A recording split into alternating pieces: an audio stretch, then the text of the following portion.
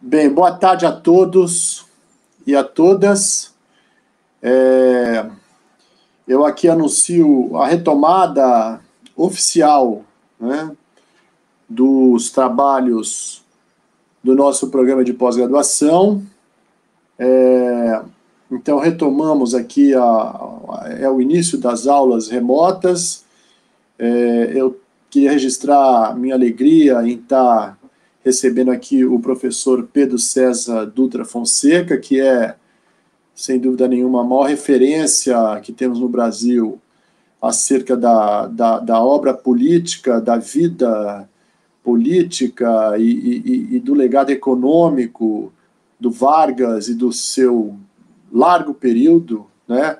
Não podemos esquecer que a chamada Era Vargas vai além do próprio tempo de vida do Getúlio Vargas, né? E então aqui em nome do Luciano Lozecan e da Daniele Caruzzi, nossos coordenadores de programa de pós-graduação, nós damos início, né, aos trabalhos com seminários que são, como sempre, não é, às quintas-feiras, às 14 horas, certo? E o Pedro, a quem eu agradeço muito, né, pela gentileza de sempre, né, ele vai nos honrar abrindo, né, esses trabalhos remotos que, enfim, infelizmente, por causa dessa pandemia terrível, né, mas, por outro lado, essa situação dessas novas plataformas nos permitem ter acesso a grandes pesquisadores que moram fora do Rio de Janeiro, né? Então, é isso, né? Estou falando aqui de improviso, agradecer a todos pela presença, a todas, tem muita gente, muitas intelectuais, pesquisadores, estudantes, não necessariamente apenas ligados à UF, que estão acompanhando. Isso para nós é uma alegria muito grande, porque a universidade tem que, como diz aquela música do Milton, tem que ir aonde o povo está, né? Então, a gente vai começar aqui. Eu queria passar a palavra para o Pedro César Dutra Fonseca. Pedro, muito obrigado aí pela sua disponibilidade de nos dar agora esses ensinamentos, né? Essa exposição sua que eu já conheço, já vi tantas e certamente será muito boa. Pedro, você tem aí o tempo que você quiser para falar, aí 45, 50, 55, tá? Um abraço. Tá bom, obrigado. Bom, eu agradeço o convite da UF, do programa de pós-graduação, e ao Fernando, pela oportunidade de estar mais uma vez junto com os colegas da UF, apresentando parte do meu trabalho, das minhas pesquisas. Bom, o que foi me pedido, né, para comentar hoje foi essa questão da trajetória do Vargas e relacionar essa trajetória dele, não é uma biografia, mas uma trajetória do pensamento dele, pensamento econômico, principalmente, mas também o pensamento político, da ideologia, das propostas dele, e relacionar com o desenvolvimentismo. Agora, aqui eu preparei um PowerPoint, eu não sei se eu faço daqui, não sei se eu coloco aqui na tela, ou o Luciano vai colocar, então, para mim, né? Então, nós podemos passar para o próximo, acho que eu tenho que ir pedindo para ti, né, Luciano? Então, é o seguinte, na verdade, né, há uma certa, vamos dizer, análise muito comum, né, que o Vargas era um político pragmático, né, um político oportunista, que ele tinha menos ideologia, mas mais um pragmatismo, né, porque muitas vezes ele usou esse pragmatismo ao longo de uma trajetória, né, que durou todo, vamos dizer, a primeira metade quase do século XX. Mas, então, fica essa questão, né? É verdade que ele era um cara meio desprovido de ideologia, de conteúdo, que ia mais ou menos nesse embalo. Isso é muito comum, inclusive, na ciência política, né? Associar o autoritarismo, por exemplo, dos anos 30 e do Estado Novo com esse pragmatismo. Agora, eu já há muito tempo, né, escrevi um trabalho que agora eu tive até a oportunidade de reler para ver atender esse pedido do Fernando, né, onde eu coloco que o pensamento do Vargas, né, ele tem uma certa trajetória que eu coloco 3 fases. Uma do positivismo, uma outra que eu chamei de desenvolvimentismo autoritário e, finalmente, o trabalhismo. Então, o que eu vou fazer vai ser comentar, em parte, cada uma dessas fases para depois a gente ver se tira alguma conclusão. Então, podemos lá, Luciano, para o positivismo. Então, a questão do positivismo, né, ela é a ideologia, vamos dizer, muito forte no Vargas e no grupo aqui do Rio Grande do Sul durante a Primeira República, né? E apesar de o Vargas ter estudado, né, foi em Minas Gerais, né, e essa ideia, né, porque não tinha ainda no começo faculdade de Direito aqui no Rio Grande do Sul, né, ela vem depois. Depois ele termina o curso aqui. Mas a gente, para entender esse positivismo, tem que pensar assim, é que nas faculdades de Direito, que formava a elite intelectual, né, na época, havia uma hegemonia do justnaturalismo, né, da ideia do direito natural, e que era compartilhado tanto por cristãos, tinha um grupo católico conservador muito forte nas faculdades de Direito, e também tinha um grupo liberal, né?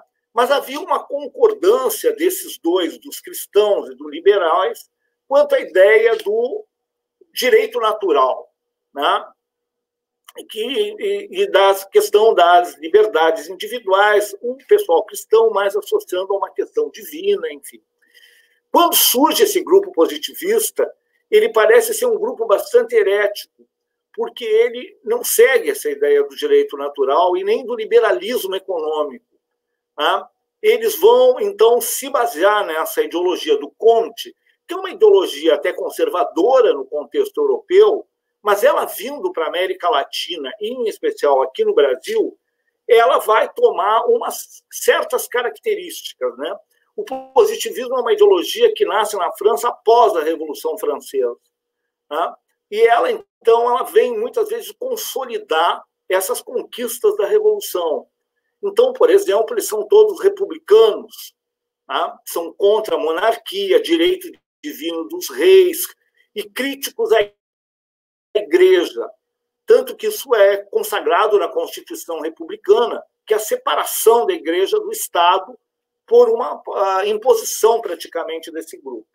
Agora, no tempo de economia, né, o que nos interessa aqui é que essa elite, eles vão associar os problemas do Brasil com uma nação jovem. Quer dizer, antes você tinha o seguinte, por que o Brasil tem tantos problemas, desigualdades regionais, problema, miséria e mesmo escravidão? Né? Esse grupo positivista é contra a escravidão, né? Eles participam do movimento abolicionista e pró-republicano, e a primeira consciência que vem é isso. Olha, o Brasil é uma nação jovem.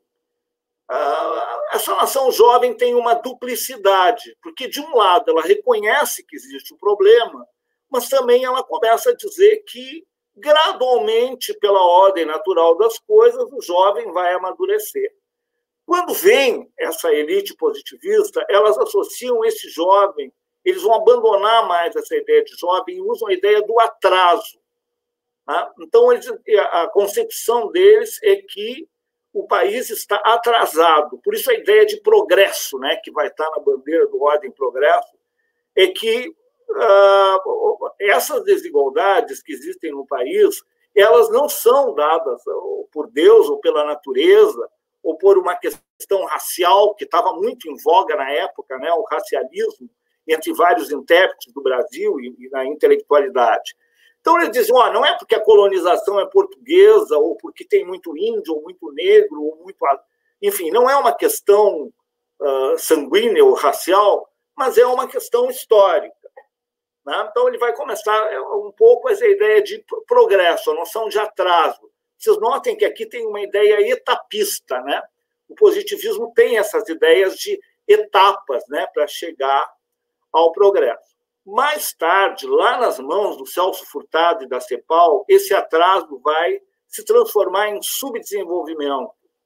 O que o subdesenvolvimento avança com relação a isso é que vai superar a ideia da etapa, né? A ideia do Celso Furtado é que o desenvolvimento é uma situação histórica.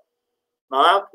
Na verdade, os países do primeiro mundo nunca foram subdesenvolvidos, né? E também o Celso Furtado usa muito, né, a ideia de que o subdesenvolvimento se autorreproduz. Né? Então, ele não vai se superar automaticamente, tem que haver uma intervenção, um planejamento, um esforço social para a superação do subdesenvolvimento. O que eu quero mostrar aqui para vocês, né, é que esta ideia de subdesenvolvimento vem desse grupo positivista com a ideia do atraso e com a ideia do progresso. É interessante que, na fantasia organizada, o próprio Celso Furtado argumenta que a primeira vez que ele teve contato com isso foi com um tio dele, não me lembro agora se na Paraíba ou em Pernambuco, que era positivista e que dizia para ele, olha, essa realidade que está aí pode ser modificada. É uma questão histórica. Então, essa formação desse grupo positivista nas faculdades de Direito, ele passou a ser um grupo bastante contestador, né? Porque eles não aceitavam a ideia de direito natural, para eles o direito era histórico, né? Desvinculavam das questões teológicas e metafísicas, né? O positivismo é contra a ideia de metafísica, e por isso muita crítica ao liberalismo, porque eles entendem que equilíbrio de mercado, mão invisível, isso são tudo construções sem fundamento empírico, né? Eram mais crenças, vamos dizer, que fundamentação. Aqui eu vou aproveitar e fazer esse parêntese, que é o seguinte: existe um positivismo metodológico, né? Que é mais, que hoje é ultrapassado, aquela ideia de neutralidade da ciência, etc. e tal, né? Mas existe um positivismo político, porque o Augusto Comte, além de tratar das questões de metodologia, ele fez um tipo de um guia de ação, vamos dizer, para a sociedade e para o progresso.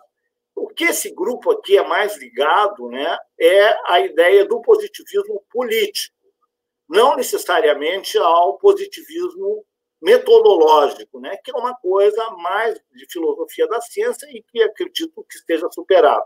Bom, o próprio positivismo ele está na origem desse desenvolvimentismo, mas ele também hoje parece superado.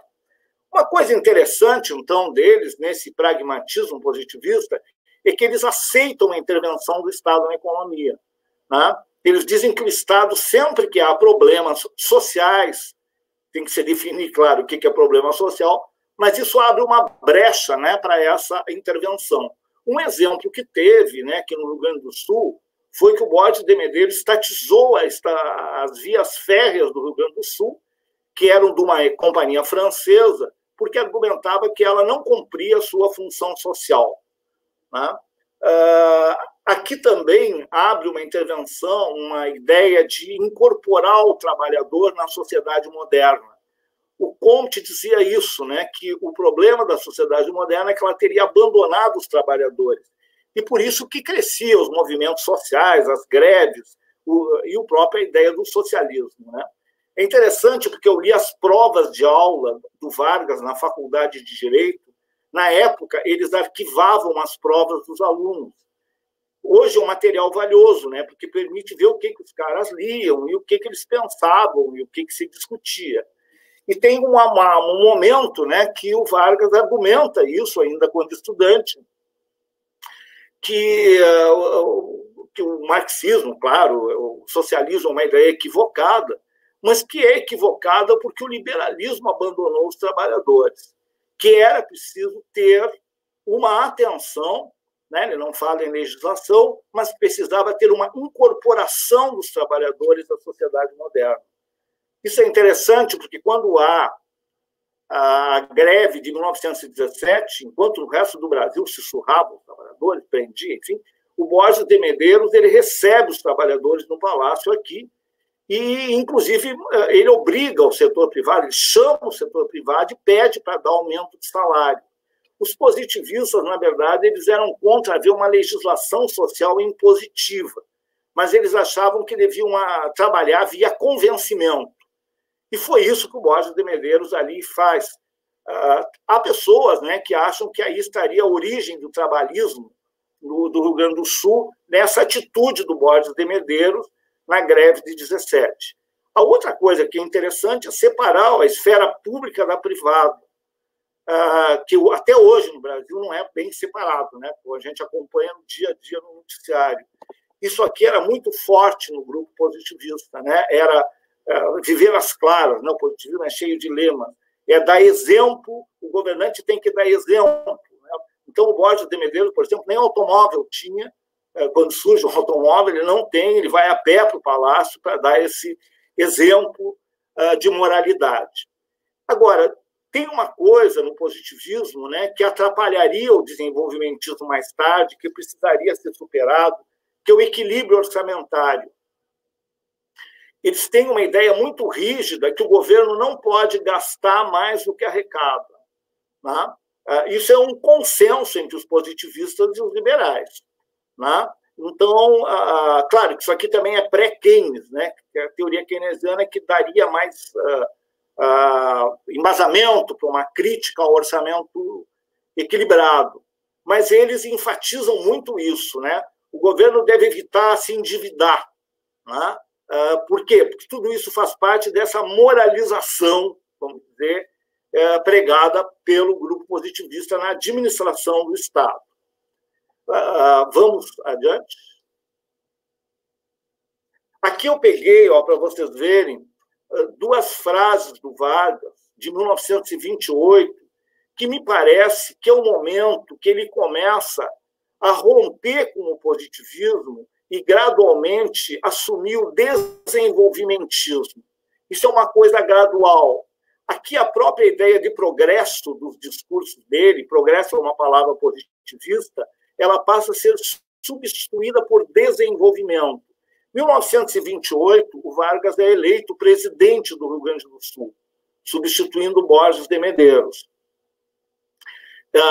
Ele pacifica, né, o Estado era dividido politicamente, né, entre Chimanos e Maragatos.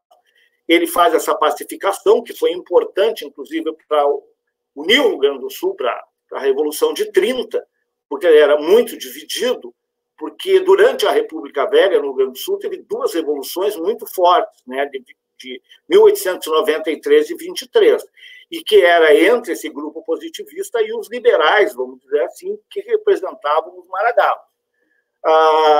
Então, em 28, essa mudança, vocês veem essas frases dele como é interessante. A primeira, né, por quê? Né? Porque esse momento, dos símbolos disso é que ele cria o Banrisul, que é o Banco do Estado do Rio Grande do Sul. E fica um pouco escandaloso. Para que o Estado tem que ter um banco estatal, né? Um banco público?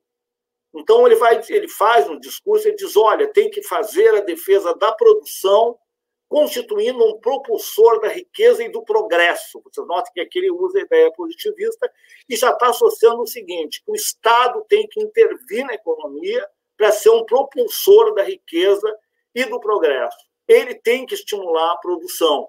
E, para isso, tem que ter um banco público. Né? Aqui parece assim um precursor do BNDES local, né? Essa é a ideia. E, em cima, a primeira fase, ele diz, como imposição da realidade, né, surge uma coisa imaterial que é o crédito. Então, o crédito, né, faz parte do desenvolvimento do capitalismo. Vocês notem que aqui até parece, às vezes, que ele leu Schumpeter, né, que tem aquele famoso capítulo sobre o crédito, a importância.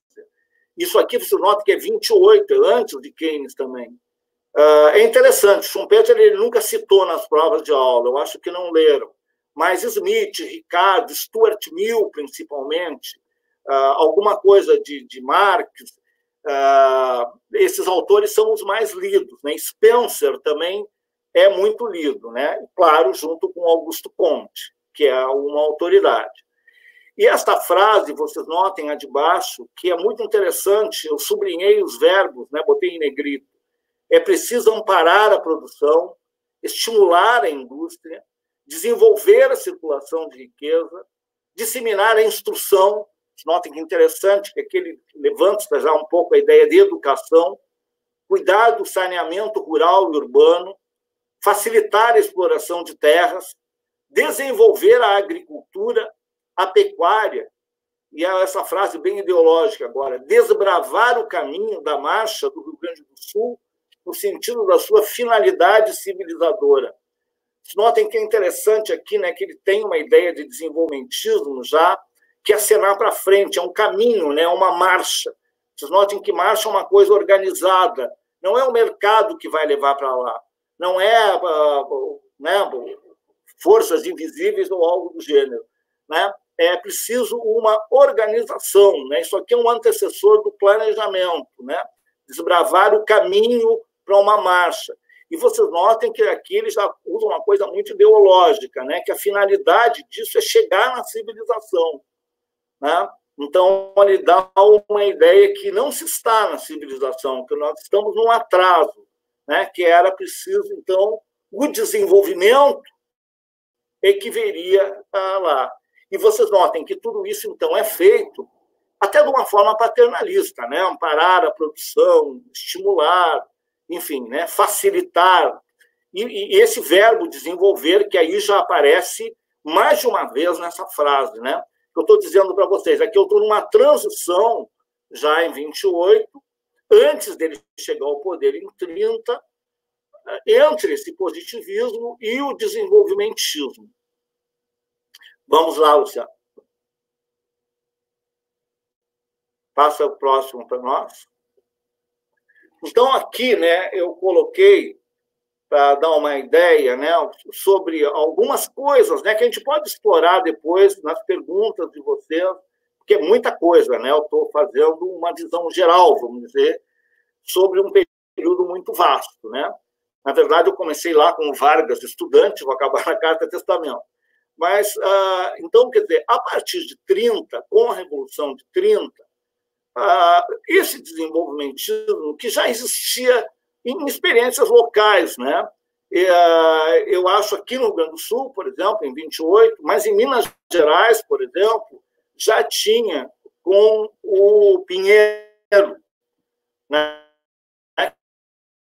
Que foi governador de Minas Gerais, no início, inclusive, e isso aqui é interessante, né? Porque em 30, Minas se une ao Rio Grande do Sul, e a literatura sempre trabalha isso, né?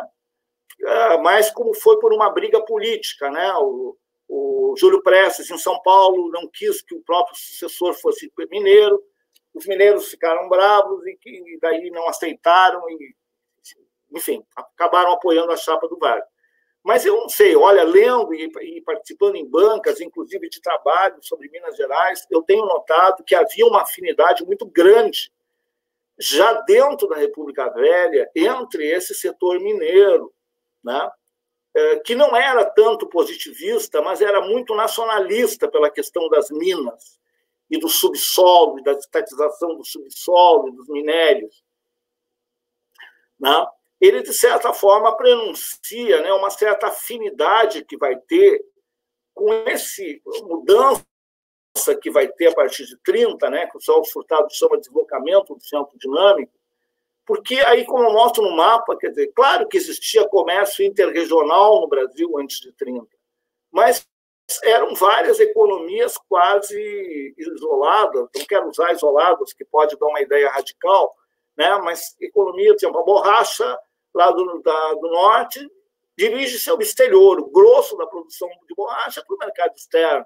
O açúcar do Nordeste, o cacau, os próprios minérios e o café em São Paulo, né? Mais de 90% da produção é para o mercado externo. Então, o que vai acontecer, né? A primeira coisa, a partir de 30, é que a indústria vai ser a unificação do mercado nacional, né? Ela vai gradualmente, o que o Celso Furtado chama, a economia se voltar para dentro, né? Sob a liderança do setor industrial. Então, aqui é esta uma grande mudança de modelo que vai ter. Agora, Esta mudança do modelo, né, claro que ela é ajudada pela crise de 29, né, até impulsionada, mas a gente não pode esquecer que ela só se efetiva com uma política econômica. Né? Por isso que eu friso, né, até tem um texto que eu critico o Celso Furtado de um lado e defendo ele de outro. Né? Critico no sentido que o Celso diz, em certo momento, que essa mudança dos anos 30 foi sem querer, foi inconsciente. O problema é que, quando eu fui ler os discursos do Vargas, não é que a Aliança Liberal, que é a chapa lá em 29, 30, tivesse uma proposta de industrialização. Ela não tinha. Mas esse grupo que assume o poder a partir de 30, ele gradualmente ele vai se conscientizando ou assumindo a proposta de uma industrialização. E isso aparece claramente. Né? O Celso diz, bom, mas ele faz uma política de defesa do café via desvalorização cambial e acaba incentivando a indústria. Não tem consciência. É verdade, porque nesse ponto, porque a política cambial, assim como a política monetária, elas são instrumentos usados para estabilização. Né? Então, ali, a política cambial e monetária, elas dificilmente elas mostram consciência. Né? Agora, o desenvolvimentismo significa uma ação consciente determinada. Só a economia crescer pode crescer em qualquer lugar do mundo. Não quer dizer que foi um projeto de romper com o subdesenvolvimento, um projeto de longo prazo voltado à industrialização. Isso as políticas monetárias e cambiais, dificilmente elas podem, senão a gente entra num falso positivo ou um falso negativo. Né? Para mostrar para vocês que a política instrumental ela tem limites, eu posso ter um governo não desenvolvimentista que desvaloriza o câmbio. Desvaloriza o câmbio não é para proteger o mercado interno, é para proteger, por exemplo, o café, ou para proteger os exportadores. Né? Eu posso ter um governo não desenvolvimentista que baixa a taxa de juros. Exemplo, Paulo Guedes. Paulo Guedes não é desenvolvimentista, mas a taxa de juros é a mais baixa dos últimos 30, 40 anos. Não é a política monetária sozinha que vai determinar, porque se a política monetária, a política cambial, ela tem uma lógica própria de estabilização. Então, para o pesquisador ver consciência, né, ver se há um projeto, né, ela se torna um instrumento difícil. Agora, quando se lê os discursos, vê os atos criados, as leis, a legislação trabalhista, a mudança da política educacional, a criação dos institutos do açúcar, do álcool, do pinho, e a primeira estatal brasileira, né, que vai ser criada aí, que é a Companhia Siderúrgica Nacional. Aí revela o projeto, porque ninguém cria siderúrgica nacional sem querer. Ninguém faz a legislação trabalhista de uma forma não intencional. Né? Tu não vai criar a Fábrica Nacional de Motores sem ter um projeto de fabricar motores e visando esse ramo da produção. Então, a consciência ela passa a ser importante, porque não existe desenvolvimentismo sem um projeto explícito. Né?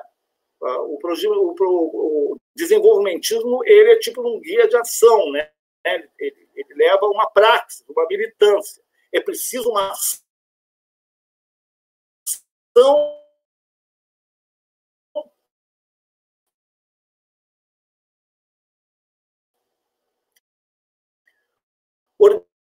organizada, né?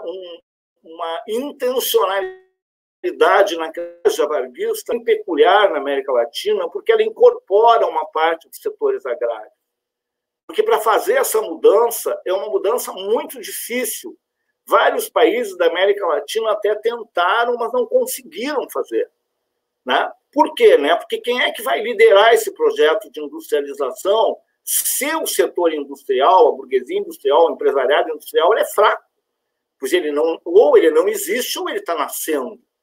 Então, no caso do Brasil, uma vantagem que houve, vamos dizer, é porque tinha um setor agrário voltado para o mercado interno, né? Que é o caso de Minas Gerais, uma boa parte, que ela não é só exportação, como no Rio Grande do Sul, que é carne, lãs, vinho, produtos arroz, enfim. e o Nordeste também. Então, quer dizer, essa aliança da Revolução de 30, ela simboliza, sim, oligarquias agrárias, né? Mas agrárias não exportadoras, né? Que tinham mais esse horizonte do mercado interno. Então, isso foi muito importante no caso dessa pactuação do Vargas, né? Ele consegue chamar essa parte do setor agrário, e essa parte do setor agrário do mercado interno, ele não vê a indústria como inimiga ou como rival, ele vê como parceira, né? Se o cara produz o vinho, produz a uva, pode ter o vinho. Se produz o trigo, pode produzir a farinha de trigo, macarrão, biscoito, né? Então, eles olham que a sua produção pode... Eles veem na indústria uma janela de oportunidades, inclusive, para valorizar a sua matéria-prima. Então, no caso do Brasil, isso foi muito importante. Só um pouquinho, eu vou ter que ligar aqui, porque está me dando uma baixa de... Só um instante.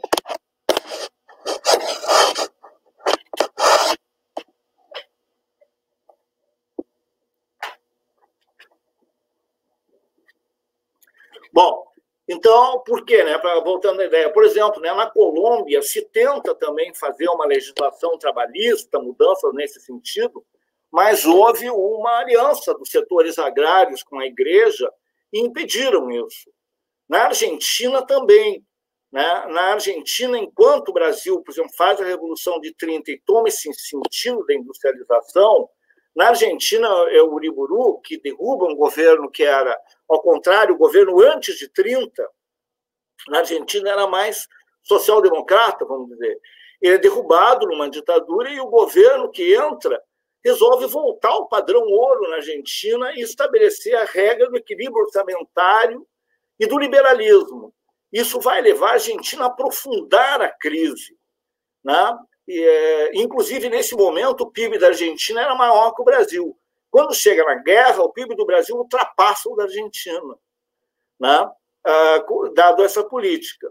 E na Argentina nunca teve um equilíbrio, né? O setor agrário do mercado interno sempre foi mais fraco, né? O setor mais forte agrário da Argentina sempre foi o exportador, porque a Argentina era um caso muito bem sucedido de agroexportação, né? Chega a ter uma bela época no início do século XX, fim do século XIX, que a Argentina, inclusive, imagina que é parte do Império Britânico, né? Ela consegue, inclusive, se achar rival dos Estados Unidos, ela nem olhava para o Brasil nesse momento, dado o crescimento exponencial. Então, no Brasil, né, eu acho que foi bastante importante, isso aqui ajuda a explicar também para a gente, porque depois da guerra, os dois grandes partidos que apoiam o Vargas, que ele cria, é o PSD e o PTB, e o PSD é um partido de forte base agrária, também com industriais, o PTB com trabalhadores. Agora, o setor agrário mais exportador, cafeicultor, enfim, ele está na UDN, que é o partido de oposição. Ela não aceita a legislação trabalhista, enfim. Agora, aqui, né, é importante ver que o Vargas dá em troca para o setor agrário duas coisas fundamentais. Primeiro, a legislação trabalhista no Brasil não vai para o campo. Ela só pega o setor urbano da economia. Não. Quer dizer, o pacto feito é com os trabalhadores urbanos. Nesse momento, ele exclui o trabalhador rural. Vocês notem que a carteira do trabalho com o trabalhador rural só foi no governo Médici, na década de 70, porque até então não tinha. Né? E a outra coisa que ele dá em troca para o setor agrário é que ele não fala em reforma agrária. Reforma agrária só vai aparecer nos trabalhistas, vamos dizer, lá nos anos 60, com o Brizola, com o Jango, as reformas de base.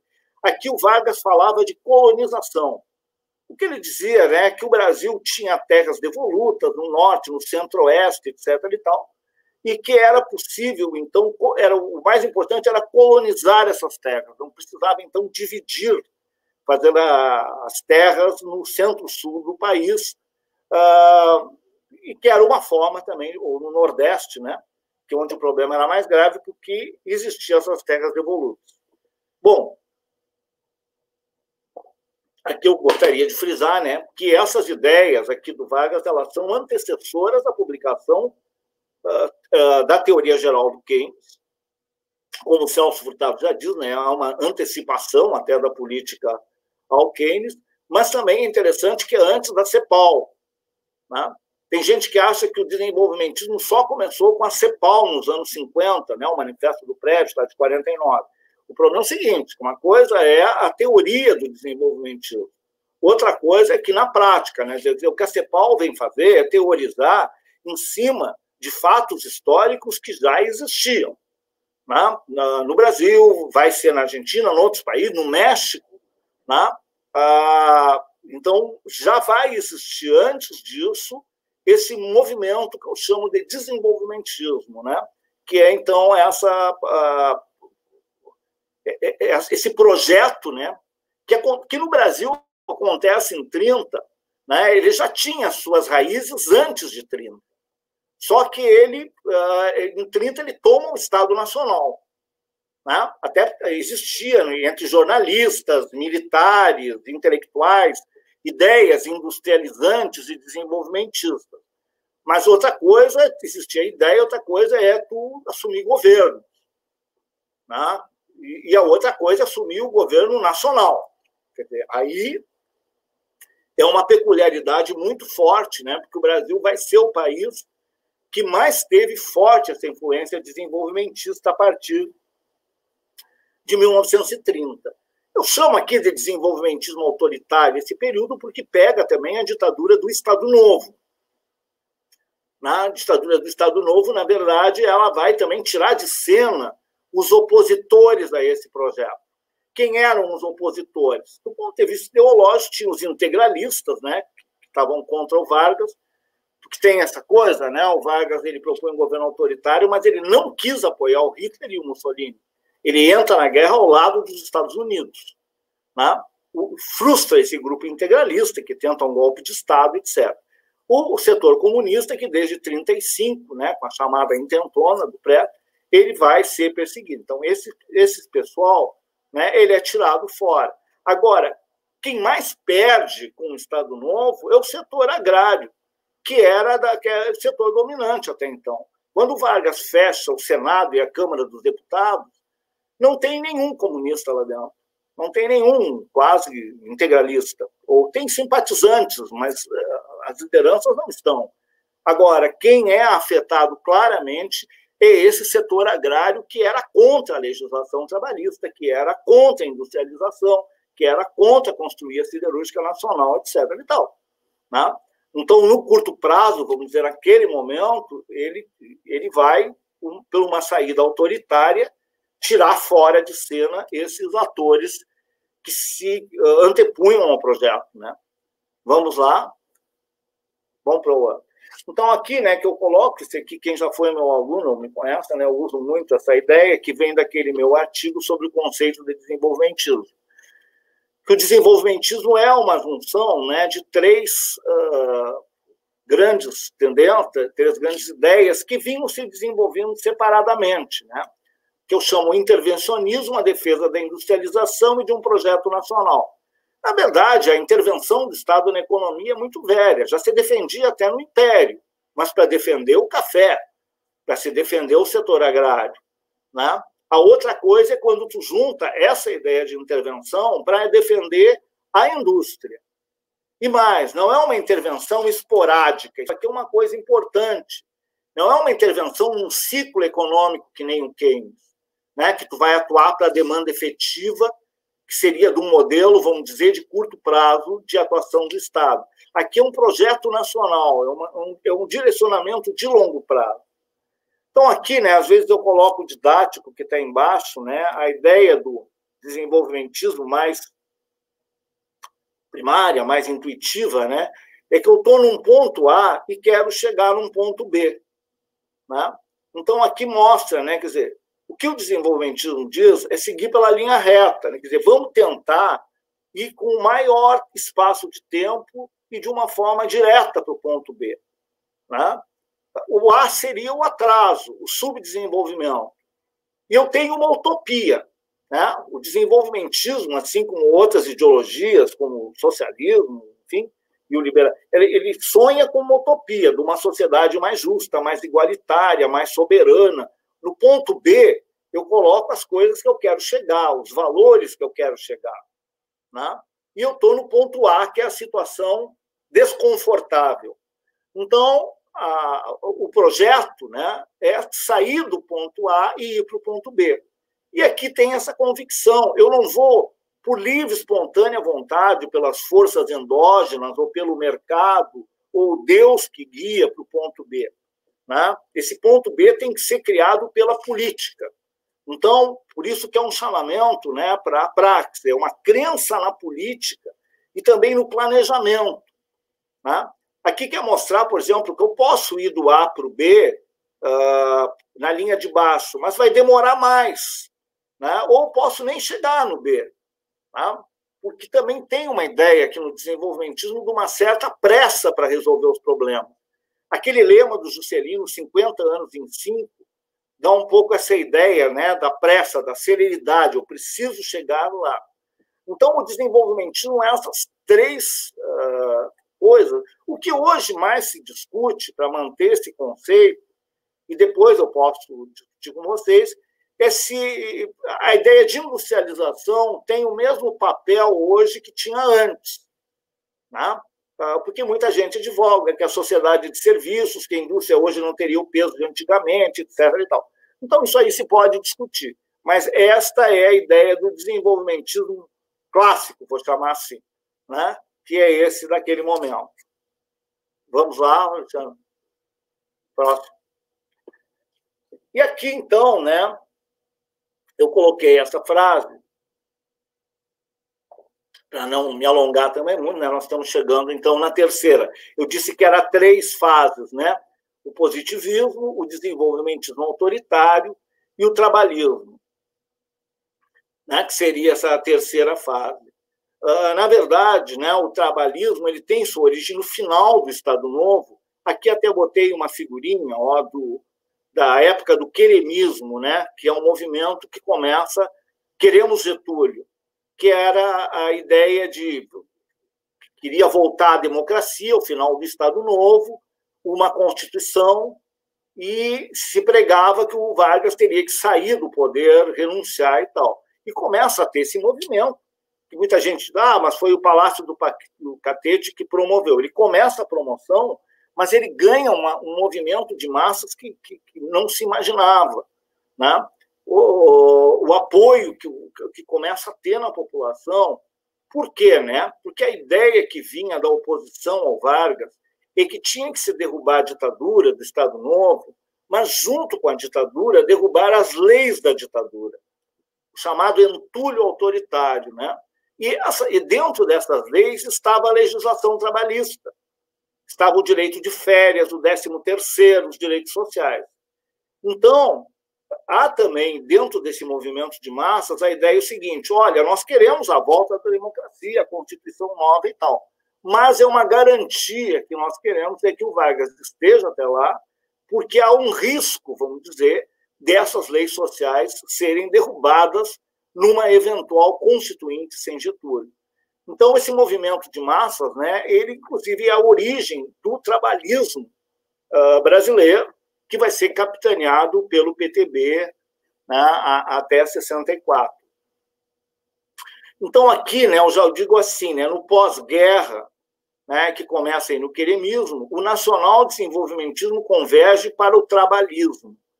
Aqui eu já fiz um conceito radial, né, já botei nacional-desenvolvimentismo, que é, então, já qualificando um subtipo de desenvolvimentismo, que é esse que se associa ao Vargas, do Estado Novo, e também ao segundo governo Vargas, que é esse desenvolvimentismo que ele não repudia o capital estrangeiro, tanto que Volta Redonda é financiado com capital e tecnologia americana, mas é uma estatal. Né? O nacional-desenvolvimentismo ele resguarda determinadas áreas para o capital nacional. Isso vai aparecer na campanha da Petrobras, quando Vargas ele não previa inicialmente que a Petrobras até fosse estatal. Ele queria que fosse o setor privado nacional, que fizesse um pool, né, de empresários nacionais, o Estado podia ser acionista, enfim, o participante do fundo, né, para isso. Mas o setor nacional não quis, porque não era descapitalizado, ou por causa do risco de envolvido de procurar petróleo. Né? Então, ele disse, não, estrangeiro eu não vou aceitar.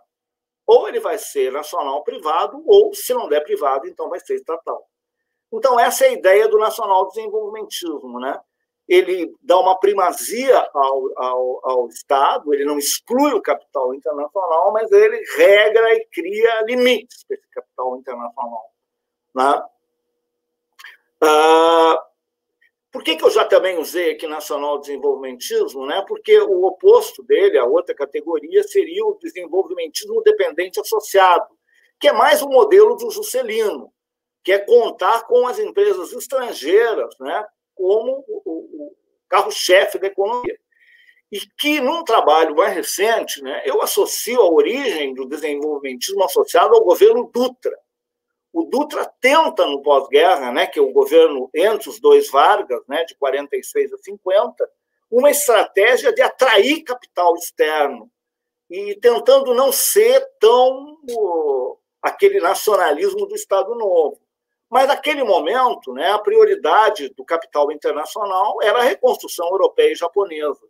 Então, o Dutra ficou meio sem querer, né, sem ter interlocutor naquele momento. Né? Ele não consegue fazer esse projeto. Mas o Juscelino vai conseguir na segunda metade dos anos 50. Então, nós vamos ter esse subtipo, né, que é o nacional-desenvolvimentismo, versus o dependente associado, né? Usando essas palavras que são do Fernando Henrique Cardoso e da sociologia da USP em geral, Ottaviani, Floresta Fernandes, eles usam essa nomenclatura, né? Nacional desenvolvimentismo e dependente associado. Agora, o trabalhismo brasileiro, né, que eu falo aqui como um fenômeno, eles chamavam assim de populismo, né? Quer dizer, a crítica da oposição ao Vargas era dizer que isso era uma demagogia, né?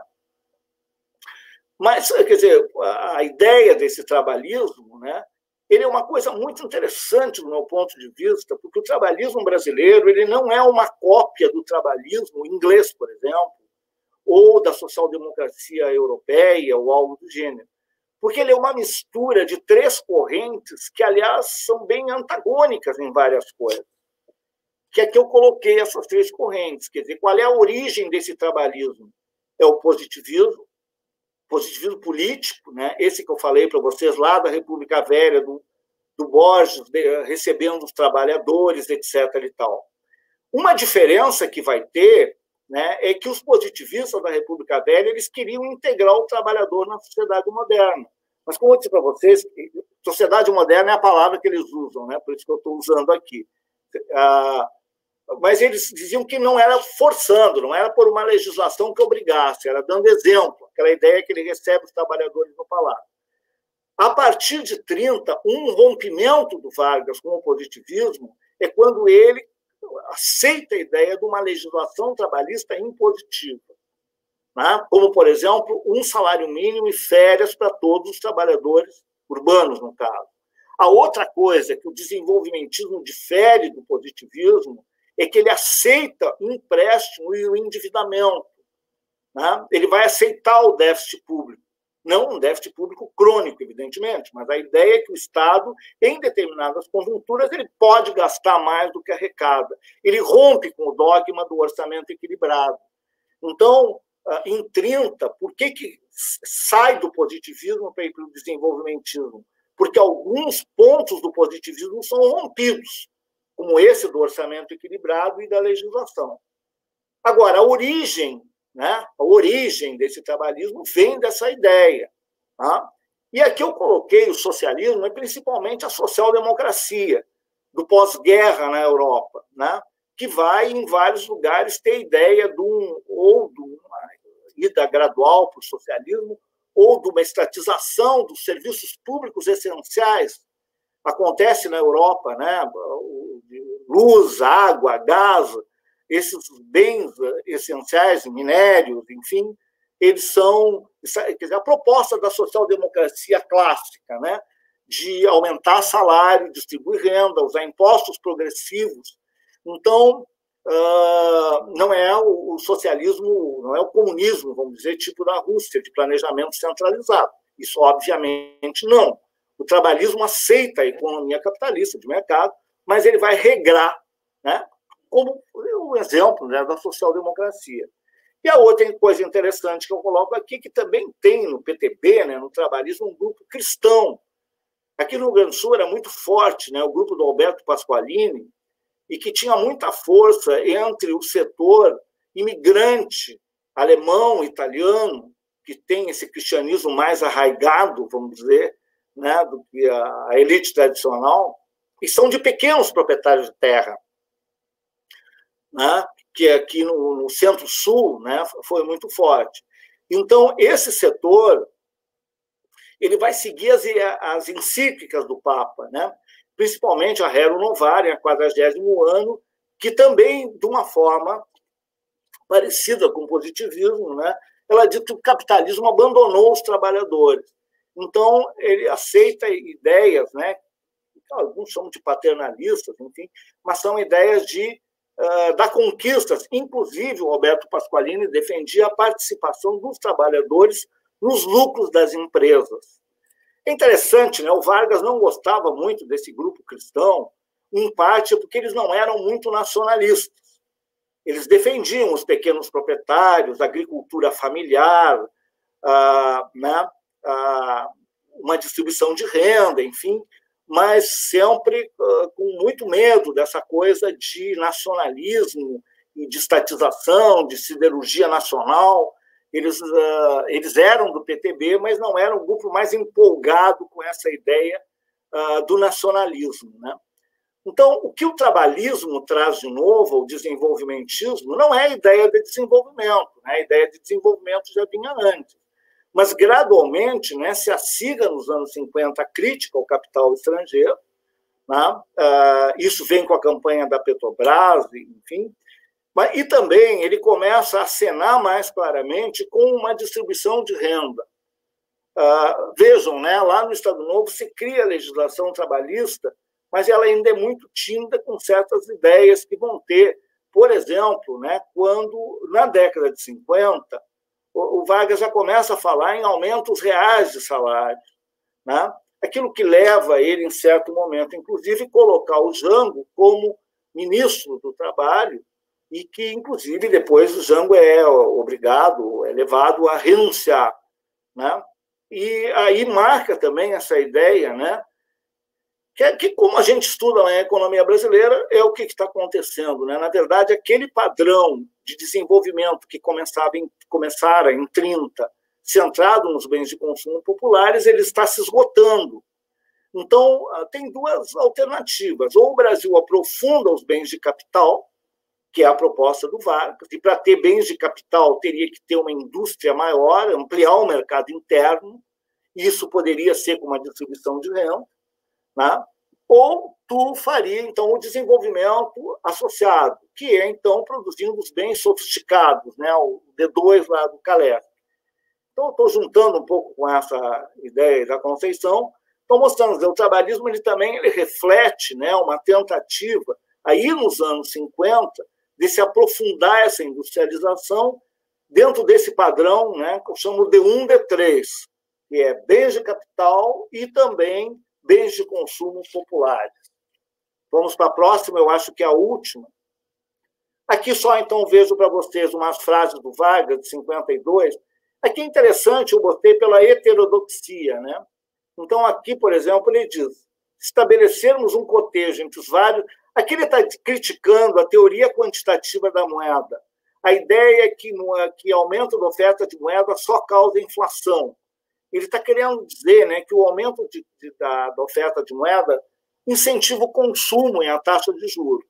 Então, ao baixar a taxa de juros. Então, ele diz assim, se estabelecermos um cotejo entre os vários aumentos de moeda em circulação e custo de vida, verificaremos que não há proporção alguma. Esse aqui é o fundamento da teoria quantitativa, né, da moeda. O custo de vida aumentou, a moeda em circulação também aumentou. A relação entre os dois fenômenos, porém, não é básica. Só que ele quer dizer que duas coisas aumentarem não quer dizer que exista uma causação né, uma relação de causalidade. Parece lógico que o problema não é restringir o crédito, e sim aumentar a produção e riqueza. E, para isso, aumentando as mercadorias e os serviços. Vamos para a próxima. Então, Irving Fisher, né, para quem não sabe, foi o cara que formalizou a teoria quantitativa, uma vez que a ideia de relação entre moeda e inflação, por exemplo, ela já vem lá do David Hume, mas o Fisher ele faz a equação, formaliza, então, assim, o Fisher escreveu dentro do problema americano, e nós nos encontramos num país onde podemos verificar subconsumo e subprodução. Então, as palavras que ele usa, né, para dizer subconsumo não é aquela ideia que, imagino eu, subconsumista do Malthus. Ele quer dizer um baixo consumo, né, e uma baixa produção. Né, essa ideia de subprodução, né, aquém do que poderíamos produzir, que é mais ou menos o que o Celso Furtado chama, que é uma das características do subdesenvolvimento. Né, é que ter os recursos e não conseguir utilizar esses recursos, tem uma subutilização. E essa frase que eu acho muito interessante, que ele diz, né, o grande mal de ler certos livros estrangeiros, sem traduzir problemas, limitando-se à tradução de palavras, reside precisamente nisso. Né? Aqui ele está muito naquela ideia, né, cepalina também, eu acho que essas frases são influenciadas pelo Inácio Rangel, porque o Inácio Rangel faz parte da assessoria econômica do Vargas, que ele cria em 51. E o Inácio Rangel ele é muito defensor dessas ideias e talvez junto com ele que o Vargas tenha se inspirado. Mas é uma ideia muito cara, né, ao pensamento latino-americano, em CEPAL, aquela ideia que tu não pode copiar o modelo do primeiro mundo para cá. Né? Tu pode até se inspirar em determinadas teorias, mas como ele está dizendo aqui, né, tu lê, mas sem traduzir os problemas, né? Sem ver os problemas voltados aqui dentro.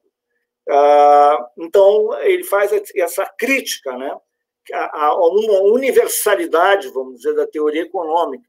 Lembra um pouco, né, aquela ideia do List, da escola histórica alemã. Vamos para a próxima, eu acho que aqui eu termino. Aqui eu coloquei esse gráfico aqui no final, que eu sempre uso nas minhas palestras, mas eu gosto muito dele, porque é interessante para a gente pensar. Né? O gráfico aqui, ó, no lado esquerdo, ele está medindo a participação da indústria no PIB, e que é esta linha azul. Então, vocês notem, né, que ele começa em 1901, né, e depois ele vai num crescente. O pico lá do gráfico é 1980, por aí. Né? Aquela mudança ali de curva, quando ele começa a crescer, que eu não consigo aqui mostrar, né, no meu PowerPoint, mas ele começa em 30, dá uma arrancada que vai até 80. Aí o período áureo do desenvolvimento. Aí começa em 30, eu acho que o Luciano está me ajudando lá localizando. Ele começa aí, ele vai até 80, lá em cima, né? Que daí tem o pico da indústria brasileira. Aqui ela vai chegar lá no final do governo Geisel, aí depende de como se define indústria de transformação, mas ela é de 30% a 32% do PIB. E, a partir daí, ela começa a cair. Né? Ela tem até um momento que se restabelece, mas ela cai. Isso aqui já é 2012. Mas vocês notem que o grande período de industrialização é esse, de 30 a 80.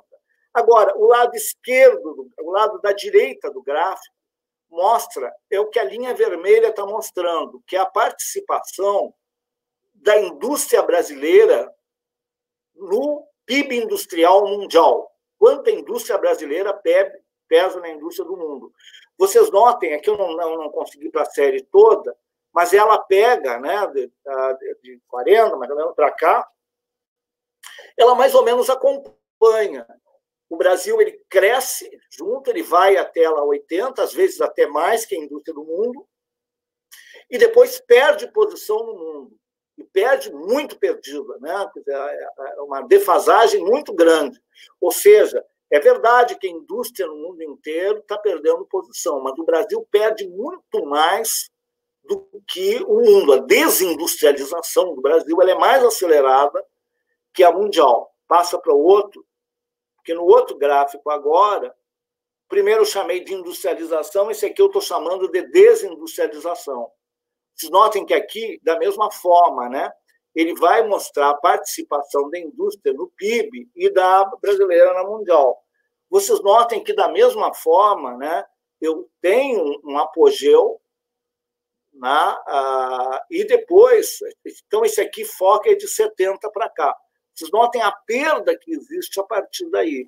O fim do desenvolvimentismo, que para mim é o final do governo Geisel, quando inicia a década de 80, então a prioridade vai ser a estabilização, a hiperinflação, enfim, globalização é outra problemática, o Brasil vai perdendo posição enorme dentro da sua indústria. Né? E vejam a queda que está tendo ultimamente. Aliás, aproveitando, nessa semana, eu acho que ontem ou anteontem, saiu o dado do IBGE, do segundo trimestre deste ano com relação ao segundo trimestre do ano passado. A indústria foi dos setores que mais perdeu posição nesse período, desse trimestre de pandemia, que foi 17%, né? 17, alguma coisa por cento a perda da indústria. Então, ela se acentua, essa desindustrialização. Por que eu gosto de mostrar esses gráficos? É pelo seguinte, porque existe uma ideia da ortodoxia, e muito comum entre os liberais, que o desenvolvimentismo é um absurdo econômico, que é um populismo, que é uma demagogia, que isso aí leva a uma intervenção do Estado, que é uma coisa dinossauro, que atrasa o país, que dá fechamento econômico, que prejudica e tal. Só que tem uma coisa, o período do desenvolvimentismo foi o que o país mais cresceu, foi o período que mais aumentou a renda per capita, né? Foi o período que mais a indústria se expandiu. A partir daí só houve queda. Né? O fim do desenvolvimentismo conhecido com a perda da posição do Brasil no mundo, com a perda da posição muito grande, né, em todos os segmentos da economia, inclusive com a baixíssima produtividade que existe hoje. Então, é interessante se ver, né, porque esses números não conseguem mentir. O período áureo do Brasil até hoje, né, foi esse período. Ele foi um caso bem sucedido no século XX. Ele começa o século XX com o 24º, 25º no mundo, e ele chega em 1980 com o 7º, 8º PIB do mundo. Tá? Então, a convergência que há nesse momento com relação ao primeiro mundo foi o período áureo. Depois daí, ele só perdeu posição. Então, era isso. Acho que termina aí. Eu acho que não tem mais nada, né? Vamos ver se tem. Aqui eu coloquei, então, essa frase, né? Será que o Vargas era mero pragmático, oportunista, como se dizia, né, desprovido de ideologia ou de projeto? Quer dizer, de projeto, eu acho que não. Há uma mudança de ideologia, quer dizer, primeiro é o trabalhismo, depois o desenvolvimentismo autoritário, que eu chamei, depois o trabalhismo. Né? Agora, tem uma coerência, né? Em todas essas três ideologias, seja positivista, desenvolvimentista ou trabalhista, ele tem uma ideia de progresso, né, de desenvolvimento. Tá? Pode ter mudado o nome, mas ele tem a ideia. Ele tem a ideia de intervenção do Estado. Uma coisa que o Vargas nunca foi, liberal. Seja como positivista, seja nos anos 30, seja como trabalhista, ele nunca teve essa crença metafísica de equilíbrio automático, né, ou de laissez-faire. Né? Ele sempre acreditou num projeto guiado pela política. Né? Essa é a confluência. Né? Às vezes parece que essa transição do desenvolvimentismo, já estou me engasgando, essa transição do positivismo para o desenvolvimentismo para o trabalhismo, ele é uma adaptação que vai surgindo dessa ideia de intervenção governamental e de construção de projeto nacional ao longo do tempo. Né? Ele não começa acabado, mas ele vai gradualmente se formando até se chegar numa fase madura, vamos dizer, que seria lá na década de 50. Eu botei aqui esse professor Urgs BR, Pedro Fonseca, porque eu podia dar uma bibliografia, mas nesse site aí, vocês acessando, não sei por que não tem o www, né? é professor.usp.br, Pedro Fonseca. Lá está todos os meus trabalhos. Acho que só não está em PDF o livro, Vargas, o Capitalismo em Construção.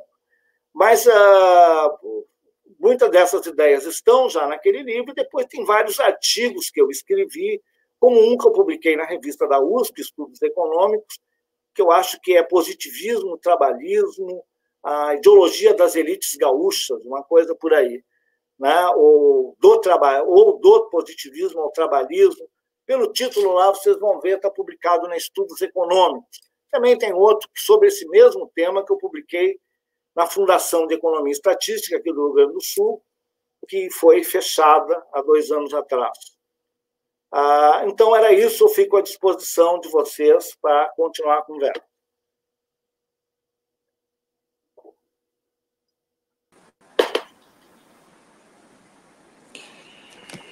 Muito bem.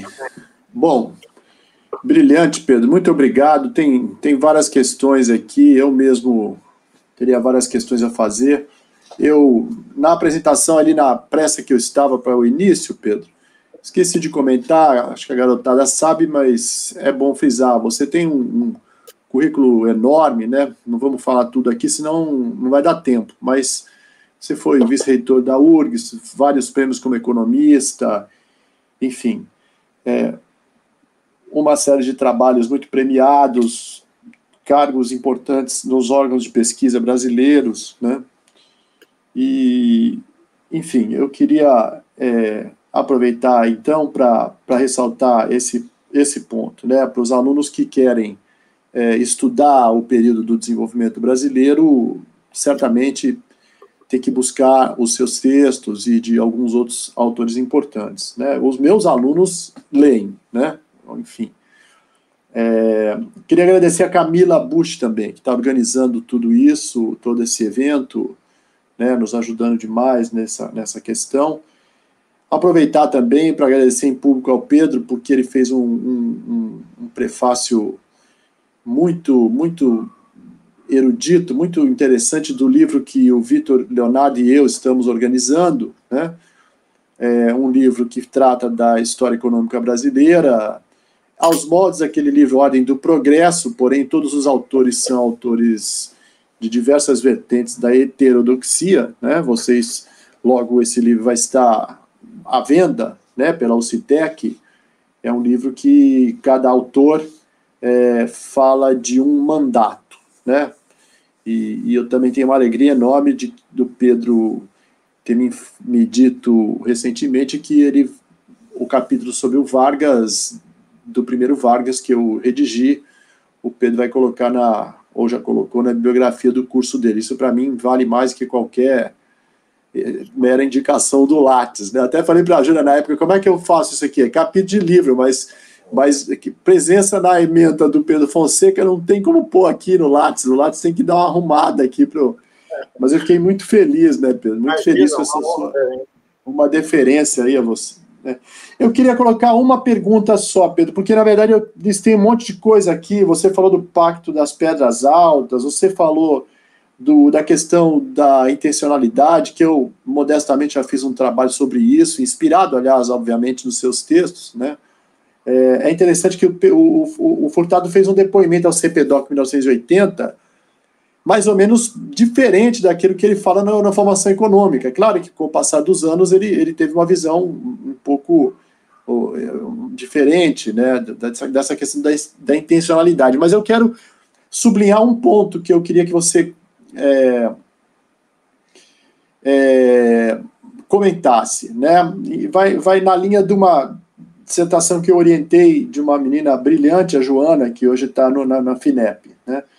É o seguinte: o capital estrangeiro veio para a América Latina, olhando os dados do Departamento de Comércio americano e dados de outras instituições internacionais e tal, a gente vê que o capital estrangeiro começa a vir de maneira mais vigorosa para a América Latina a partir de 55, 56, né?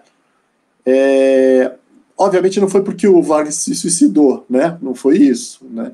Começou a vir para vários países, e o percentual do capital estrangeiro que vinha para a América Latina aliás, a parcela brasileira no capital estrangeiro que vinha para a América Latina, antes de 55 era cerca de 20%, e depois de 55 continuou nesse mesmo patamar, ou seja, o Brasil atraía em termos absolutos bastante, obviamente, desse capital, né? Tem um ano lá que o dado a gente tem que deixar de lado, porque foi um ano de grandes investimentos no petróleo da Venezuela na época, mas eu gostaria de que você pontuasse essa questão do capital estrangeiro, porque me parece, né, e eu sempre digo isso em aulas, né, a ordem é Vargas e JK, e não poderia ser diferente, né, eu falo como um recurso de retórica, né, porque o JK foi diferente porque o cenário internacional, em termos de capital estrangeiro, também era diferente, né. E o que você vê sobre isso, né? Porque, obviamente, que o Vargas não era anti-capital estrangeiro, né?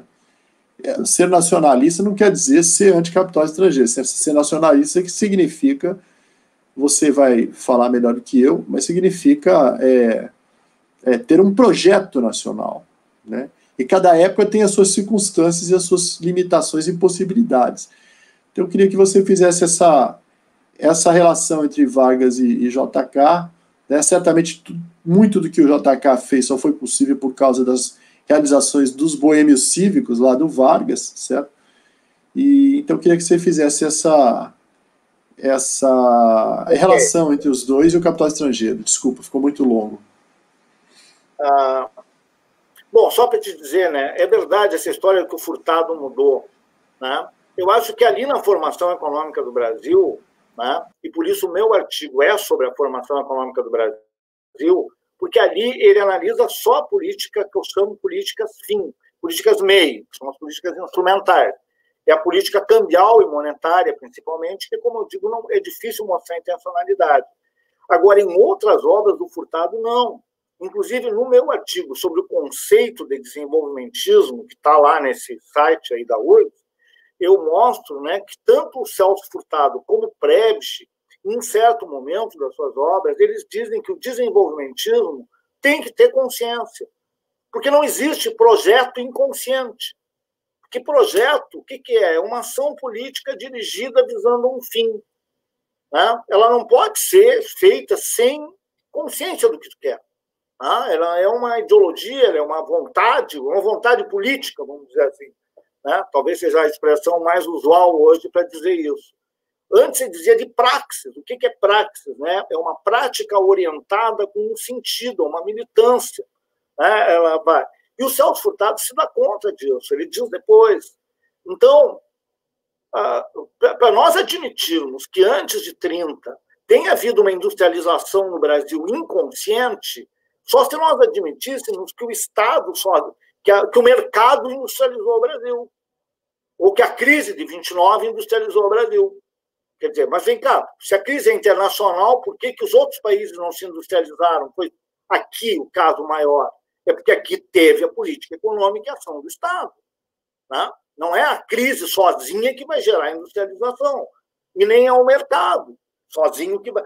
Aliás, o Brasil seria peculiar no mundo, porque em nenhum lugar no mundo, nem a Inglaterra, na Revolução Industrial, a industrialização foi feita sem uma política determinada dos governos. E assim foi na Inglaterra, foi na França, foi na Alemanha, foi no Japão, foi nos Estados Unidos e foi agora na Coreia e na China, tá? nos tigres asiáticos, etc. Em todos eles houve essa coisa. Então, o Furtado não ia, quer dizer, ele pode ter escrito isso na formação econômica, que é em 59, mas quando ele começa a teorizar com o subdesenvolvimento, né, na teoria política do desenvolvimento econômico, por exemplo, ele já diz claramente que supõe uma ação determinada e consciente, um projeto. Então, isso é uma coisa que vai nessa discussão dos anos 30.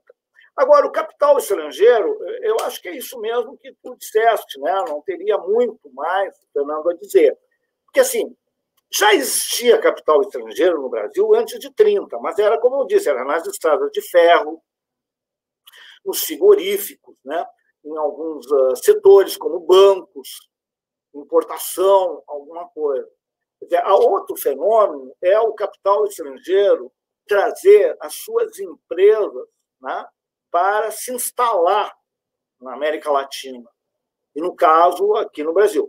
Tá? Então, isso é um fenômeno maior do pós-guerra, né? Essa ideia da multinacional ou da transnacional, que inclusive os países lá de origem, os trabalhadores são contra. Você tem cálculo, por que a Volkswagen, em vez de investir na Alemanha, criar renda e emprego aqui na Alemanha, vai criar uma fábrica no Brasil? Tá? Então, eu costumo dizer, as multinacionais elas são criticadas no seu país de origem, porque abandonou, e quando chega aqui, criticavam também a multinacional. Então, esse fenômeno, né, ele vai ser um fenômeno maior do pós-guerra. Então, há uma crença, o próprio desenvolvimentismo, nos meus trabalhos, eu noto que mesmo antes de 30, já existia essa discussão, que para acelerar o progresso lá dos positivistas, se era preciso ter mais capital estrangeiro ou menos, ou trazer a poupança externa, como eles diziam, né? Ou investimento externo. Isso já dividia o pessoal. Né? Já existia essa discussão. Agora, o problema é que nos anos 30 não tinha oportunidade para esse setor externo, né? Porque está quebrado. Na década de 30, os bancos americanos quebraram, as indústrias estão quebradas na crise. Então, quer dizer, aí abre um espaço para esse investimento nacional. Agora, o pós-guerra, né, isso mostra para a gente que trazer a Companhia Siderúrgica Nacional para cá com o investimento americano dependeu de toda aquela barganha do Vargas entre a Alemanha e Estados Unidos, porque não era fácil aquela atração naquele momento. Né? Era uma coisa estratégica. Porque é o seguinte, né? O capital estrangeiro não se importava que houvesse indústria no Brasil. O que eles não queriam era indústria concorrente. Então, a indústria, da agroindústria, né, até de biscoito, sapato, tudo bem. O problema era a indústria de bens de capital. Na época, a siderurgia seria hoje a indústria de ponta, nanotecnologia, a internet das coisas, serviços de ponta, etc. Né? Então, quer dizer, é essa indústria que vai começar a vir no pós-guerra. E aí já tem essa dicotomia, né? Como eu disse para vocês, apesar de Juscelino ser mais conhecido pela internacionalização, o governo Dutra tentou isso. Né? E aqui é uma ideia interessante de mudança na oposição, que pouca gente salienta. A UDN, quando foi formada, ela era contra a indústria. Né? Dominava um setor agrário, o Eugênio Goudin era o grande ideólogo. Era a divisão internacional do trabalho, vantagens comparativas e pronto. Indústria traz inflação, ineficiência, déficit público e tal. Agora, logo com o próprio desenvolvimento da indústria e tal, começa a surgir no UDN uma ala desenvolvimentista que diz assim, olha, quem sabe se tem indústria, mas uma indústria com o capital estrangeiro. Sem essa história nacionalista do Vargas, com um trabalhador no meio, queremismo, com esse monte de gente pobre incomodando. Quem sabe se faz uma industrialização, né, com capital estrangeiro, voltado para os bens de consumo mais sofisticados, etc. e tal. Né? É um outro projeto, vamos dizer, que não deixa de ser desenvolvimentista, mas é um projeto que ele é mais para renda concentrada e mais com capital estrangeiro. Só que no Dutra não deu para fazer esse projeto, porque ali, como eu disse para vocês há pouco, a prioridade era a reconstrução europeia e japonesa. Agora, o Vargas ainda tinha o problema da Guerra da Coreia, que a preocupação norte-americana ficou muito com a Ásia. Né? O Juscelino, ao contrário, quer dizer, já terminou a reconstrução europeia e japonesa, terminou a Guerra da Coreia, e ele também vai ser favorecido pela história da Operação Pan-Americana. Começa uma ideia nos Estados Unidos entre os democratas, e isso vai se acirrar com a Revolução Cubana, que a melhor forma de evitar o comunismo é através de projetos de desenvolvimento econômico, né? E liderado pelo capital estrangeiro. Então, isso aí vai ter, o Juscelino vai entrar nessa onda e vai aproveitar. Né? Agora, aqui tem essa pergunta, né? Por que não se explorava o petróleo antes de 53? É uma ideia que é o seguinte, tá? Pelo menos todas as leituras que eu vi sobre o petróleo, é porque havia uma dúvida se existia petróleo no país. Tanto que o nome da campanha do Monteiro Lobato era Tem Petróleo. Né? Que é uma forma errada de dizer, né? Disse, petróleo. Mas tem petróleo. Por quê? Porque todos diziam que vinham as empresas aqui, americanas, estrangeiras, mas no Brasil não tem petróleo. Tá? Então, isso aí também desestimulava o setor privado. Quando o Vargas quis montar uma empresa nacional privada de petróleo, o risco era não, quer dizer, só com a criação da Petrobras e com esses investimentos e com prospecção de petróleo lá, isso aí vai demorar muito tempo. Vocês veem, né, que a grande chance do Brasil de ir no petróleo, ele vai ser em águas profundas. Né? E isso vai se dar basicamente a partir do governo Geisel, né, com a crise do petróleo, enfim, que começa uma prospecção muito forte que vai acabar com o Brasil liderando essa tecnologia de petróleo em águas profundas. Então, pelo que eu entendo, é isso, né? Era essa a questão que existia. Qual é essa outra questão que tem ali?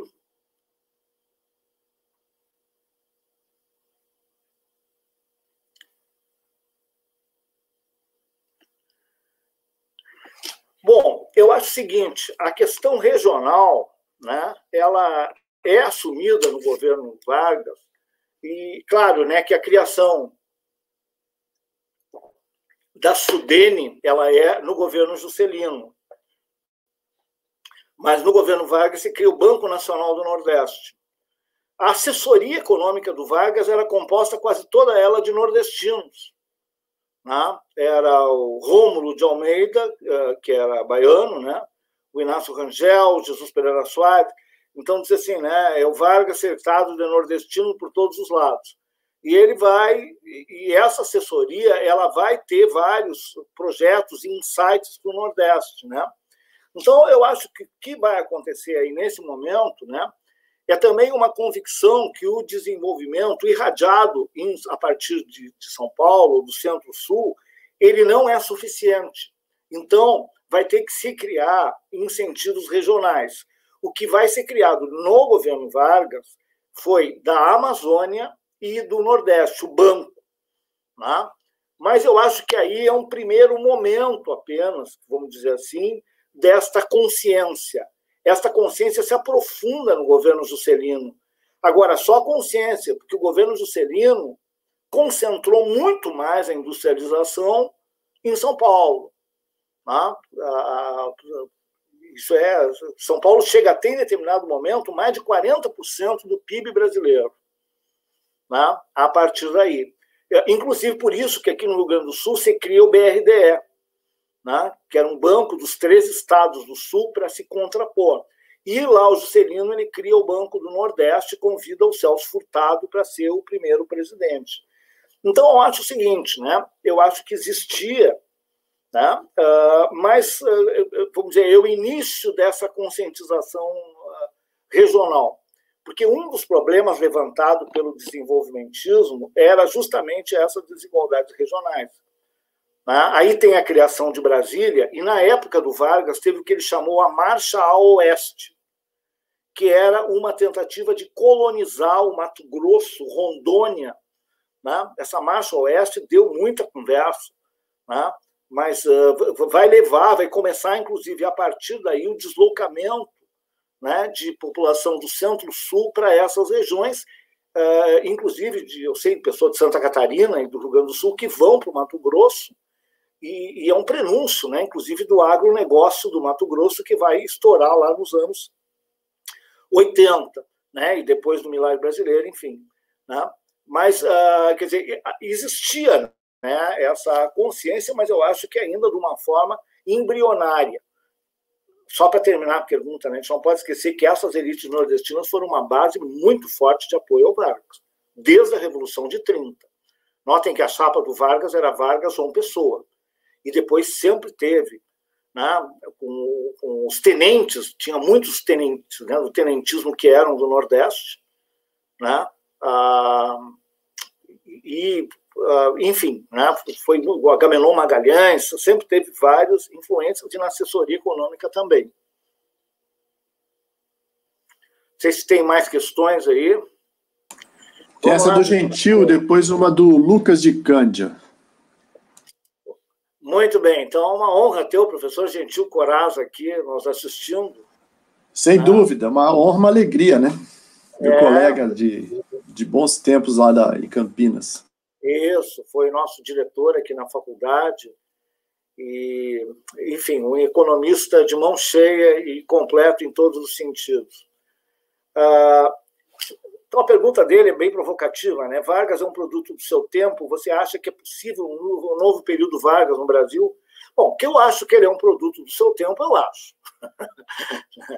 E acho que é muito, quer dizer, eu acho que até essa metamorfose dele, que eu digo do positivismo ao trabalhismo, mostra essa coerência, né? Da criação da indústria, do movimento de massas. O varguismo tem muito a ver com a era do rádio, né? Com o fordismo, né? A ideia do trabalhismo, das leis sociais, né?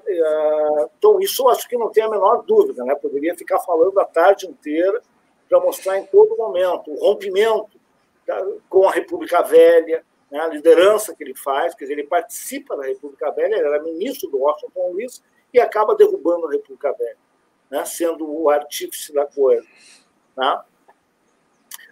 Como ele consegue fazer esse fecho dos militares e com a elite agrária para poder governar a partir de 30. Né? Porque em vários países, quando há esses governos, eles são derrubados, né? E os militares e essa elite agrária, como eu disse, a igreja, eles conspiravam muito para esse tipo de coisa. Né? Então, não tem a menor dúvida, né? E também como Vargas se adapta a essa situação no trabalhismo. Né? Eu estou me lembrando agora, né, que eu li as cartas. Quando Vargas foi derrubado em 45, ele foi para São Borja, e veio para aqui, para o Rio Grande do Sul, para São Borja, né? E deixou a Alzira, filha dele, no Rio de Janeiro, que era casada com Amaral Peixoto, né? E a Alzira se correspondia com eles. Agora o CPDOC publicou todas as cartas. É uma maravilha se ler essas cartas, porque ela é um documento que é sincero, quer dizer, um pai para uma filha conversando e trocando ideias. Tem um momento, né, que a Alzira conta para ele que era governo Dutra, que teve uma greve de trabalhadores e que o Dutra mandou a polícia ir lá e surrar os trabalhadores e acabar com o movimento na porta da fábrica. Papai, se fosse lá na época do Estado Novo, que os caras não iam dizer, porque eles criticavam muito a ditadura, mas nós nunca mandamos surrar trabalhador em porta de fábrica. E ele chegou e respondeu para ela, disse, minha filha, não te iluda com o Dutra.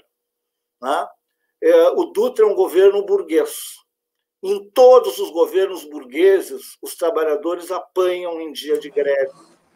Por definição, né? O Dutra, por definição. Não se iluda. Né? É exatamente para isso que o Dutra foi eleito. Ele diz uma coisa parecida com essa. Né? E ele apoiou o Dutra, no que fez bem, porque ia ser um que ia ser pior ainda, né? Ele, na verdade, né, ele apoiou o Dutra na última semana. Né? Sim, para você ver, pô. É isso que eu estou dizendo. Na última semana virou o jogo, e não tinha WhatsApp na época, né? É verdade, ele não queria apoiar o Dutra de jeito nenhum. É que a outra alternativa era o brigadeiro Eduardo Gomes. Daí teve uma pressão muito grande, né? Porque o brigadeiro Eduardo Gomes era daquela ala da UDN e tal, e aí ele resolve apoiar o Dutra. Aliás, esse governo Dutra, né, mais no final, foi o único período da vida do Vargas que ele foi oposição. Porque toda a vida ele esteve no poder, porque ele era no poder no Rio Grande do Sul, antes de 30, no grupo do governo. Em 30 ele assume o governo e depois volta em 54. O único período que ele teve, vamos dizer, fora do poder, foi aí no governo Dutra. Né? Porque ele apoia, mas ele nunca fechou com o governo. Tá? Ele ia lá no Congresso e fazia grandes críticas ao modelo econômico, né? Do ele Dutra. Falava muito, né? Inclusive ele dizia isso, que ele, O governo Dutra, né, teve um aumento do desequilíbrio do balanço de pagamentos e um aumento da inflação. E ele, inclusive, usa uma ideia muito interessante que eu uso num artigo, que é o mito do populismo econômico de Vargas. O nome desse artigo foi publicado na revista de Economia Política, porque geralmente a ideia de populismo econômico é associada na literatura, principalmente neoclássica, ao governo que é populista porque ele não vê restrição de orçamento, ele inflaciona, ele quer crescer a qualquer custo, ignora as restrições tributárias, etc. E ele chega e diz assim, né? Ele diz assim, olha, eu quero me candidatar para voltar ao governo para fazer o que eu fazia no Estado Novo, que é industrializar o Brasil. Tá? Isso de uma forma claramente consciente. Ele diz, eu quero voltar para isso. E mais, o Dutra, eu entreguei para ele inflação baixa, balanço de pagamentos equilibrado e sem déficit público. Ele vai entregar o governo liberal dele, né? Ele diz assim, esse governo vai me entregar o Brasil com inflação alta, né? Com déficit público, com desequilíbrio no balanço de pagamento e dizendo que populista sou eu. Né? Quando, na verdade, esse desarranjo político foi criado pelo Dutra. Né? E ele mantém, inclusive, fortemente essa retórica. Assim, agora nós vamos ter que baixar a inflação, controlar o déficit, fazer não sei o que lá, que o governo anterior me deixou esculhambado. Porque aí que está uma coisa interessante. Né? O Vargas governou 15 anos, né? Sai em 45, e quando ele sai, a inflação é baixa, o balanço de pagamentos está equilibrado e sem déficit público. Que é o contrário do que dizem os modelos de populismo econômico. Né? Apesar desse meu artigo da REP é mais sobre os anos 50, o populismo, mas também eu tenho outro depois e orientei uma tese também, né, do Klaus Cyr, que é sobre essa discussão de populismo no Estado Novo, né, que também mostra que não é. Agora, gente, a tua pergunta, né, faltou uma parte, se eu acho que pode ter um Vargas de novo. Claro que não. Né? Eu acho que o desenvolvimentismo, sim, pode ter, né? Mas atualizado. Né? Eu acho que a história não volta atrás. Não tem como se pensar isso. Agora, eu discordo claramente que a ideia, né? A ideia, o desenvolvimentismo não, ele pode se atualizar. Né? A ideia, por que não morre a ideia do desenvolvimento econômico? Eu posso chamar de desenvolvimentismo, mas o desenvolvimento econômico. A ideia não morre porque o Brasil continua com os mesmos problemas. Enquanto eu tiver concentração de renda, baixa produtividade, desigualdades regionais, miséria absoluta, né, vai existir projetos de desenvolvimento econômico. Claro que a gente acha, tudo bem que ceder cesta básica, vale família, vale refeição, vale gás, para amenizar problemas sociais. Agora, isso aí não é o que resolve os problemas sociais.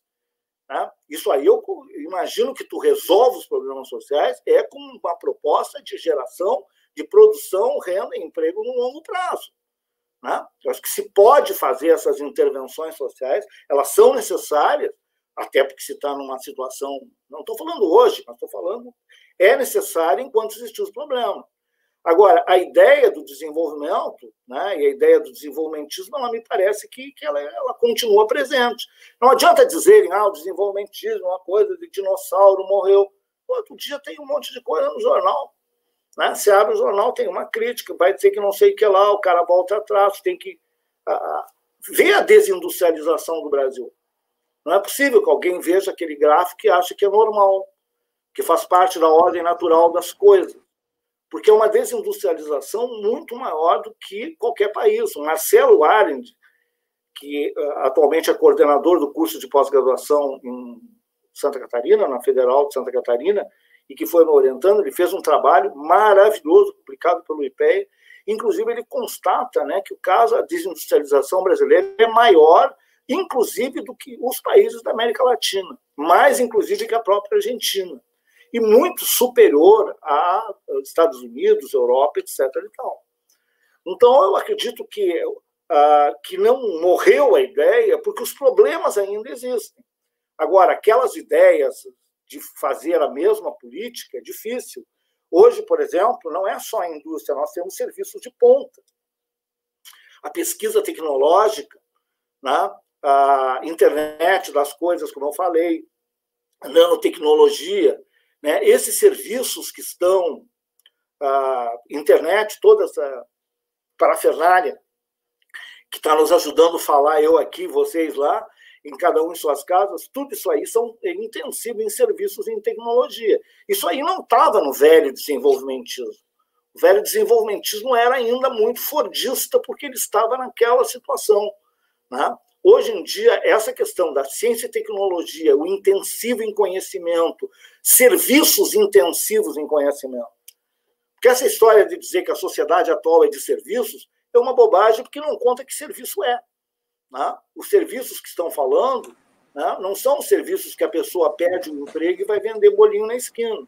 São os serviços intensivos em tecnologia. Esses eu acho que uma proposta de desenvolvimentismo tem que assumir. E existe, vocês notem que interessante mesmo hoje, uma ideia, se o desenvolvimentismo é mais export-led, como é proposta pelo Bresser, né? Ou ele é mais o age-led, mais guiado pelo mercado interno e salários.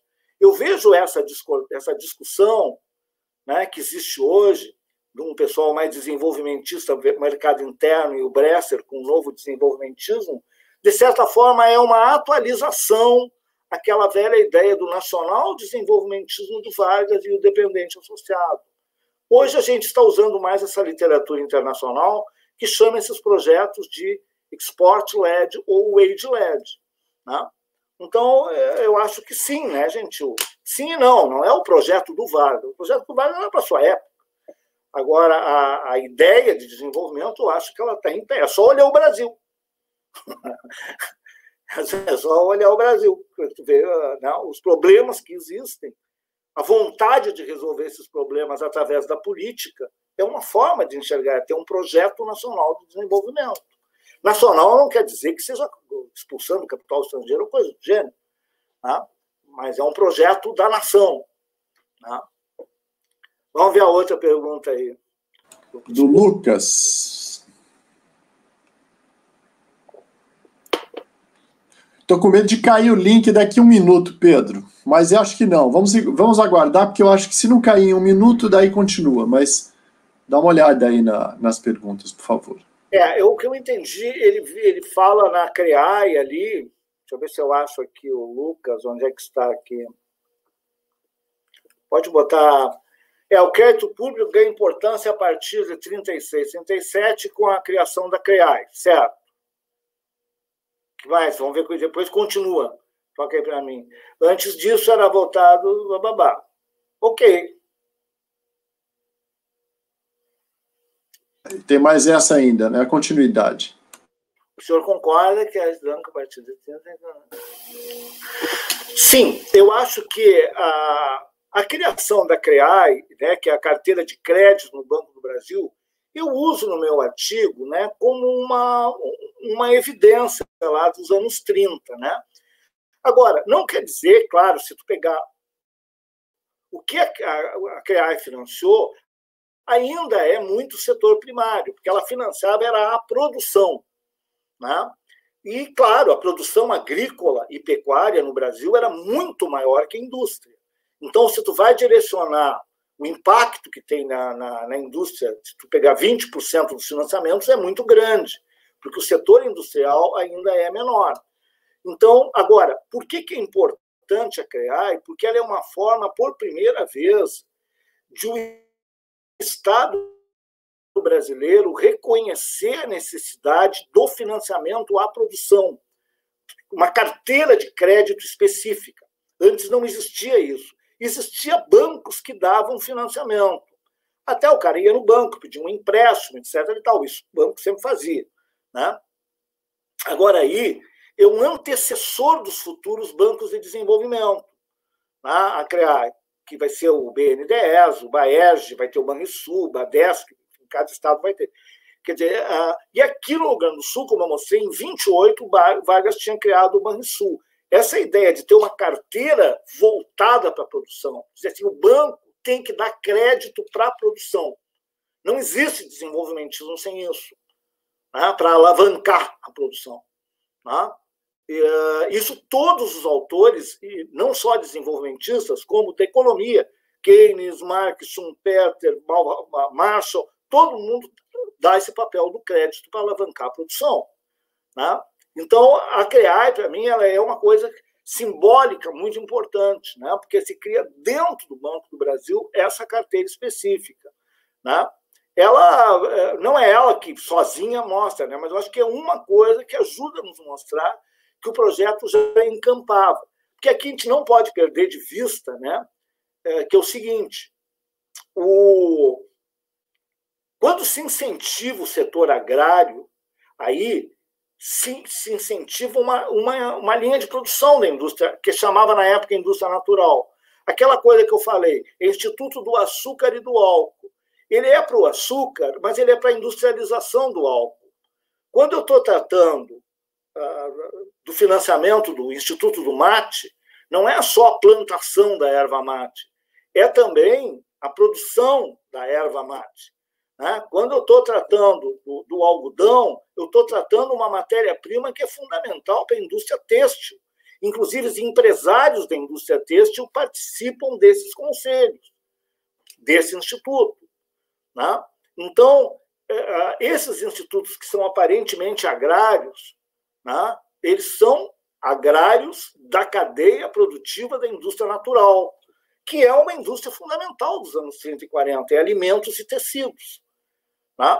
Então, eu acho que isso aí ajuda a gente a entender aquilo que eu falei, que a agricultura não é tudo a mesma coisa. Nós temos uma agricultura de exportação, que era aquela mais paulista, da base udenista, são os caras que se revoltam em 32 para derrubar o Vargas. Correto? Os caras que não estão a favor dessa guinada para o mercado interno. Agora, tem outro setor, que aí vem do Nordeste, do Rio Grande do Sul, de Minas Gerais, de outros setores que são do mercado interno. Esse setor vai ser um setor de apoio e que vai ter esse financiamento. Né? Então, a gente tem que pensar, quando fala nessa industrialização brasileira, que ela é uma industrialização do Departamento 3. E o Departamento 3 tem como insumo os produtos agrários e agrícolas, e pecuários, quer dizer, do mercado interno. Tem mais aí?